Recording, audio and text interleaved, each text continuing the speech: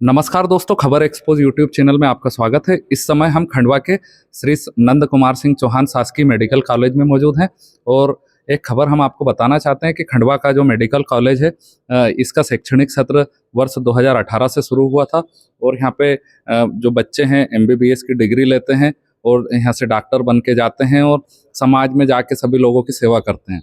और यहाँ पर जो बच्चों का शैक्षणिक सत्र होता है तो इस दौरान इनके प्रैक्टिकल की भी एक पार्ट होता है।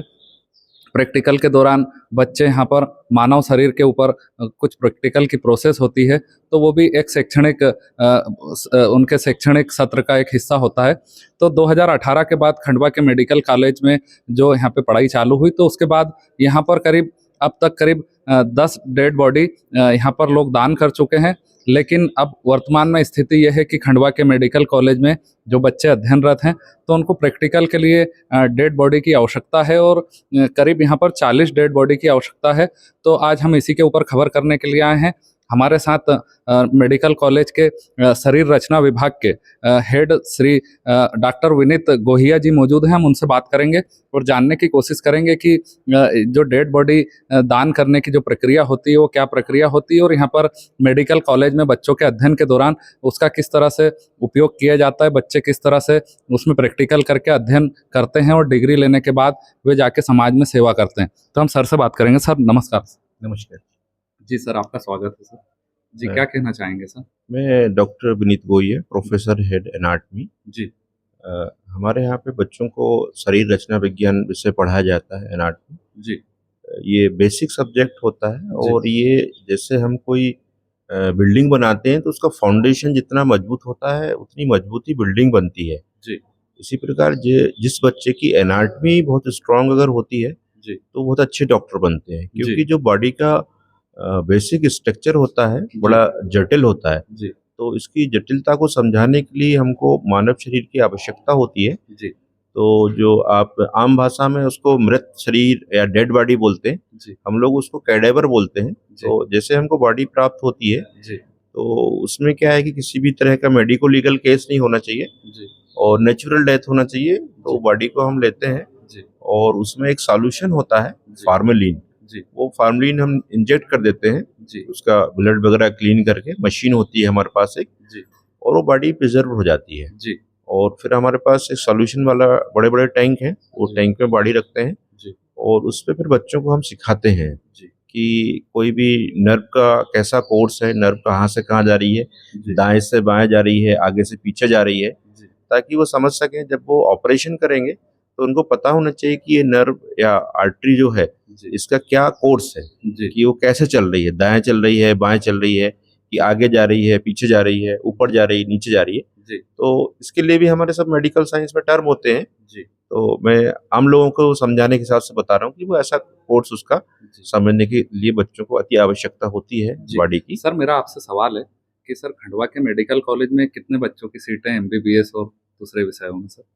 अभी हमारे पास 120 सीट है और हमारी सीट बढ़ गई है। बेसिकली जब हमारा कॉलेज खुला था तो 100 सीट का खुला था, जी फिर वो सेंट्रल गवर्नमेंट ने 20 सीट और बढ़ा दी थी जी और अभी हम 150 सीट के लिए गए हैं। तो हमको इस सत्र में 150 सीट मिल जाएंगी जी और 30 वो ईडब्ल्यूएस की सीट्स भी आ जाएंगी, तो जी। करीब 180 सीट होंगी। और हमारे पास पोस्ट ग्रेजुएट स्टूडेंट भी हैं। जी अभी हमारे पास माइक्रोबायोलॉजी, फॉरेंसिक मेडिसिन, जी ईएनटी जी और ये पीडियाट्रिक्स में, जी पैथोलॉजी में जी पीजी सीट्स हैं। जी और अभी anatomy, physiology, biochemistry, pharmacology, medicine, surgery, obs gynae, psychiatry, ophthalmology, इसमें हमने अप्लाई किया है। तो इस सत्र में हमको इसमें भी पीजी टीचर्स, पीजी स्टूडेंट्स मिल जाएंगे। जी तो एक्चुअली में कोई मेडिकल कॉलेज अच्छा डेवलप जब होता है जब वहाँ पे पीजी स्टूडेंट्स आ जाते हैं, जी तो वो हमारे हॉस्पिटल में सब काम भी करते हैं, जी। मरीजों का इलाज करते हैं। तो जी। वो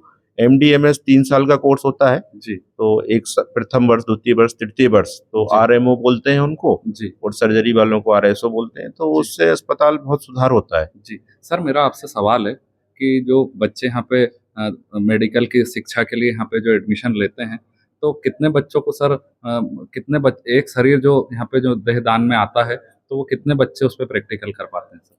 हम लोग वैसे तो आइडियली एक बॉडी पे 10 से 15 बच्चों को कराना चाहिए। जी लेकिन अब बॉडी की समस्या थोड़ी सी आ रही है। जी तो हमको जैसे अब हमारे पास अभी 120 बच्चे हैं, तो जी करीब हमको 8 से 10 बॉडी निकालना चाहिए, जी लेकिन हमारे पास उपलब्ध नहीं है। जी तो हम क्या करते हैं कि एक ही बॉडी पे बच्चों को रोटेट करते हैं, जी उनके ग्रुप बना देते हैं। जी तो टीचर बारी-बारी से उनको दिखाते हैं, जी जो स्ट्रक्चर समझाते हैं। जी।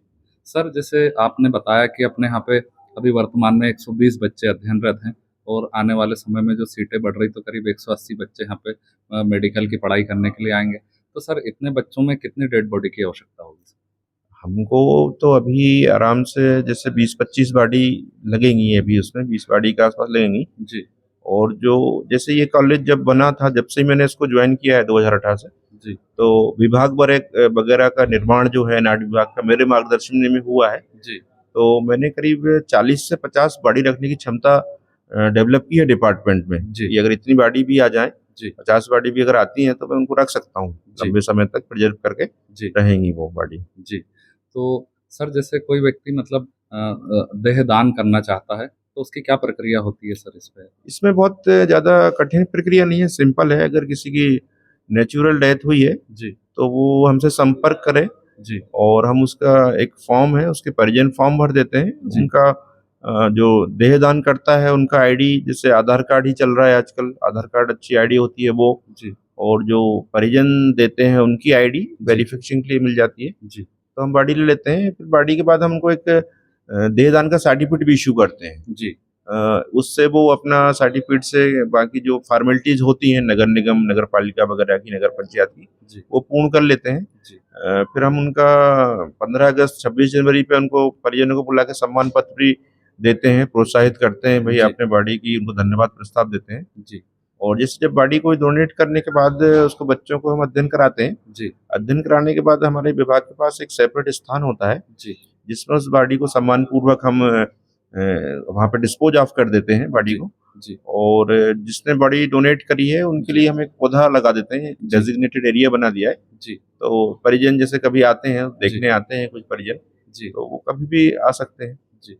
मतलब सर, उनका जो उनकी यादों को उनकी स्मृतियों को सहेजने के लिए हाँ, एक पौधा मतलब हम एक पौधा लगाते हैं, ताकि जी, परिजन को रहे कि भई इन्होंने डोनेट करी है बॉडी, जी, और वो पौधे को देखने कभी भी आ सकते हैं। जी, हमारे यहाँ पे मुझसे भी संपर्क कर सकते हैं, जी, विभाग में किसी से भी संपर्क कर सकते हैं, जी, तो वो कभी भी आ सकते हैं, पौधा देख सकते हैं। जी, और विभाग में अगर उनकी आने की इच्छा है, तो कभी भी मुझसे भी आके मिल सकते हैं और अन्य जी, लोगों से मिल सकते जी। सर, आप आम लोगों से कुछ अपील करना चाहेंगे सर देहदान के संबंध में? हैं। मैं ये चाहता हूँ कि अब आपके रीजन में इतना बड़ा मेडिकल कॉलेज खुला है, जी, बड़ा है, खंडवा जिला काफ़ी बड़ा है, जी, और बुरहानपुर जिला भी लगा हुआ है यहाँ से पास में। जी, बुरहानपुर है, हरदा है, जी, तो अभी खरगोन है। तो ये निमाड़ में तो अभी पहले ही कॉलेज है निमाड़ का। जी, तो निमाड़ की जनता से मैं अनुरोध करता हूँ कि वो देह दान करें, ताकि हमारे बच्चे ज़्यादा अच्छे से सीख सकें जी, और उनका बेसिक फाउंडेशन स्ट्रॉन्ग रहे, जी, ताकि भविष्य में वो अच्छे डॉक्टर बने और देश और समाज की सेवा अच्छे से कर सकें। जी।